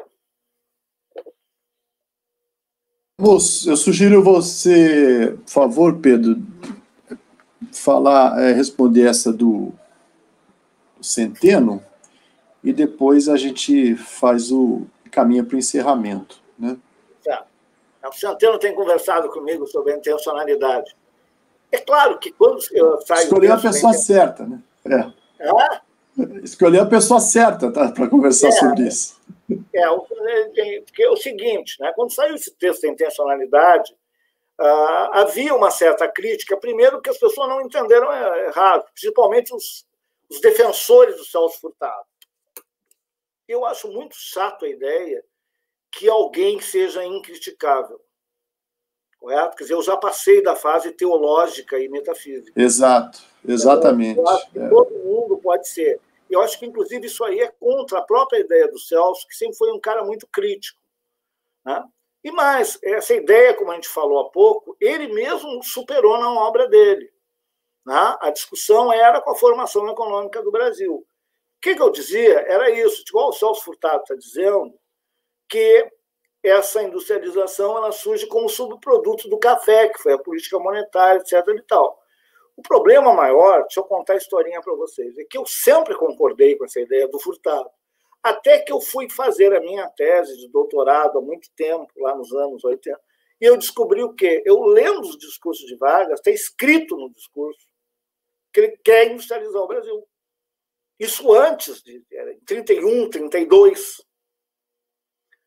Eu digo, epa, mas como é que eu estou dando em aula que a industrialização é inconsciente, que é um subproduto, e aqui está escrito o contrário? Eu digo assim, bom, mas tem duas coisas. É só discurso isso? Agora, mesmo que fosse só discurso, já mostrava que não era uma coisa inconsciente. Né? Então, o que eu comecei a fazer? Eu comecei a... Duas coisas. Primeiro, eu comecei a ir atrás dessa ideia da indústria. A ideia da indústria não apareceu em 30, ela é velha no Brasil. Correto? Tem um artigo meu, A Gênese do Desenvolvimentismo, Eu mostro no final do Império, com o grupo papelista. Leiam, por favor, a gênese do desenvolvimentismo ocorre muito antes. A defesa... É o Cerzedelo, aquele pessoal todo antigo, né? O Amaro Cavalcante, essa turma toda, né? Isso aí, o Amaro Cavalcante, o Cerzedelo Correia, né? Nós temos João Luiz Alves. Exatamente. Inclusive, aí no Rio de Janeiro tem militares, tem empresários industriais. A ideia é que a indústria alternativa, inclusive o Amaro Cavalcante, que tu falaste, é um cara que associa, inclusive, com o nacionalismo. Às vezes o cara diz, é a forma de se antepor ao imperialismo. Ele diz assim, por que os Estados Unidos deslancham? Ele diz, os Estados Unidos também foi colônia e teve escravidão. Ele diz, porque tem indústria. Os Estados Unidos não se conformou de ser uma nação só agrária, o Sul vendendo algodão. Né? Ele aposta nessa industrialização. Então, isso é uma ideologia que vem antes de 30. Né? Não foi o Vargas que inventou a industrialização. Né? Como eu disse para vocês, o que aconteceu em 30 foi que esse grupo sumiu o poder no Estado Nacional. Mas ele já existia. Bom, mas voltando, eu comecei a ler esses discursos e também vendo as coisas que o Vargas fez. Digo, será que é só discurso, né, que defende a indústria? Não, daí eu comecei a notar, olha, como é que tu explica a legislação trabalhista? A legislação trabalhista, ela mostra uma consciência de uma sociedade urbana industrial. Não passa no horizonte das elites agrárias ter legislação trabalhista em nenhum lugar do mundo. Ele é um problema da fábrica, é das cidades, ele é um problema urbano. Tá? A reforma educacional do Francisco Campos, que ele dá ênfase ao ensino profissional, a curso de engenharia, agronomia, veterinária, para vocês verem que antes a educação era o curso, basicamente o curso clássico, que era filosofia, línguas, francês, latim, grego, enfim, né? Formava elites. Agora se fala em formar profissionais para o trabalho. A carteira de crédito do Banco do Brasil, enfim, tem outros argumentos que eu vou mostrando. E a criação da Siderúrgica Nacional, como eu disse, a Fábrica Nacional de Motores. Né? Então, são várias entidades, institutos, leis, órgãos, né, que são criados a partir daí. Se complexifica o Estado Nacional. Como diz a Sônia Drive, né, a ossatura material do Estado, ela usa essa expressão, ela vai se enrijecer e crescer e se preparar. Né? Não é uma geração espontânea que vai brotar e vai fazer isso. Né? E a oposição a isso. A pessoa pensa que caiu do céu. Não foi. Se não houvesse oposição, não tinha o golpe do Estado Novo. Os paulistas tentaram voltar ao poder em 32, teve que ter intervenção do Exército Nacional a favor do Vargas, porque senão perdia. Né? Se não fosse essa força militar que ele tinha nesse momento lá com o João Alberto, enfim. Então, ele é um momento tenso. Né? Tem 3 constituições num período de 15 anos, né, que vai refletir essa questão. Então, eu disse assim, agora, por que essa resistência, né, a essa ideia? Em parte porque tinha essa ideia da crítica ao Celso Furtado. A outra era um falso entendimento, né, porque havia aquele debate entre o Pelais e o Furtado. Né? Esse debate do Pelais e do Furtado, o que era? Tá? Sendo bem sintético, o Furtado dizendo que 1930 tinha sido um marco divisório no Brasil.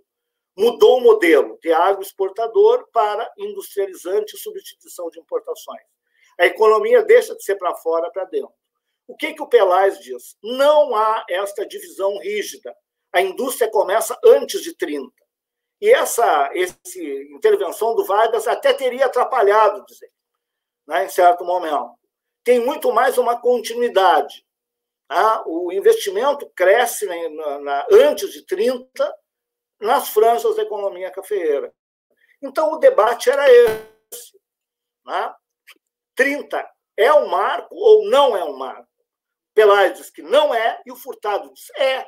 Mas notem, foi inconsciente. O que eu digo é uma coisa bem furtadiana. Eu digo, é sim. E olha aqui, Furtado, eu descobri mais ainda. Foi consciente. Então, na verdade, eu considero muitas vezes o meu trabalho não uma crítica ao Furtado, mas uma radicalização da ideia do Furtado. porque o Furtado ele diz que houve a mudança em 30, mas ele não tinha como dizer que era consciente. Não tinha como, porque o Furtado nunca foi ler os discursos do Vargas. Ele nunca essa pesquisa, né? Que vai, então, referendar a ideia do Furtado, que em 1930 foi um marco, houve um deslocamento do centro dinâmico. E mais, eu digo, só podia ser consciente, porque não pode haver mudança de vulto desse tamanho, na América Latina ainda, em qualquer lugar do mundo, sem uma intervenção e sem um projeto nesse sentido. Então, eu acho que é um entendimento errado que eu estou criticando o Furtado, não é pelo lado neoclássico, eu estou criticando o Furtado, referendando, reforçando a ideia, né, que há um rompimento em 30, e ali eu já vejo sintomas.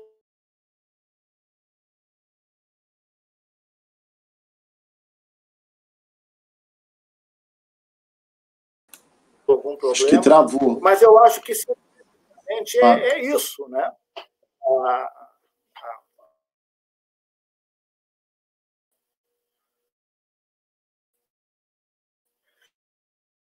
Mas é uma coisa, cara, que eu quero te dizer, eu estou para lá de convencido, não fé. Basta Pedro, tá travando aí, tá travando aí. Agora voltou. Todas essas coisas me convencem claramente que eu tenho razão.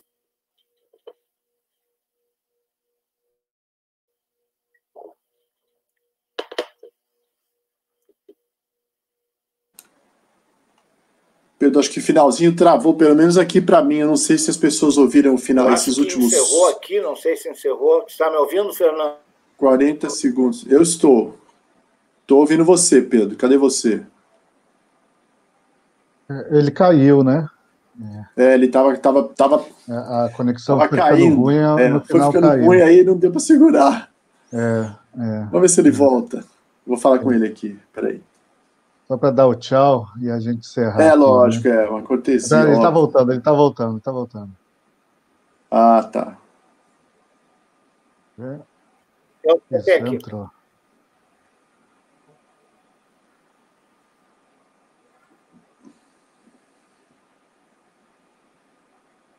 Eu acho que agora voltou, Pedro. Oi, Pedro. Oscilou a... mas ele está congelado ali. Oi, Pedro. Tá me ouvindo bem, Pedro? Tá ruim. Estamos no limite de tempo. Pedro, tá me ouvindo bem? Eu acho que também, como a gente já estava indo para o fim, Fernando, eu acho que é bom a gente já encerrar. Agradecer muito o professor Pedro Fonseca por iniciar bem o nosso seminário em 2020, né? Exato. Uma série que iniciou agora e acho que começamos com o pé direito, né? Muitos elogios pelo chat, né? Muitos elogios. A gente chegou a uma presença de mais de 70 alunos, né? Assistindo pelo YouTube, e aí eu acho que deu uma boa largada. Muito obrigado, e a palestra foi ótima, né? Aprendi bastante e aproveitei. Queria dar uma última palavra também aqui, né, Pedro? Espero que você esteja me ouvindo. Agradecer a todas e todos pelas perguntas, né? A gente está orgulhoso dos alunos que temos. O Centeno tem toda a razão no que ele comenta aqui na última mensagem, né? E é isso, Pedro. Quem sabe um dia a gente realiza um sonho de trazer você aqui para ficar um tempo aqui na UF com a gente. Geralmente o gaúcho que vem para o Rio de Janeiro dá bom resultado, né? Se você pudesse, quem sabe um dia, com o tempo a gente vai pensando nisso. Para fazer um professor visitante aqui, enfim. Isso a gente vê depois, obviamente, né? Então eu vou encerrar. Lamento que eu acho que o Pedro não esteja ouvindo essas palavras finais que eu estou proferindo. Mas, de todo modo, vamos encerrar, né, agradecendo a Camila aí pelo apoio de sempre, competência e tal, e agradecendo ao público que acompanhou, né? Que nós sabemos que tem muita gente de fora da UF que também está acompanhando essa bela palestra do Pedro. Pedro, é isso. Um abraço, muito obrigado. Um abraço a vocês e a todos. Estou sempre à disposição aqui. E um abração aí à turma toda da Federal Fluminense. Tá bom. Até mais, gente. Valeu. Um abraço. Obrigado, tchau. Pedro. Tchau, todo mundo. Um abraço.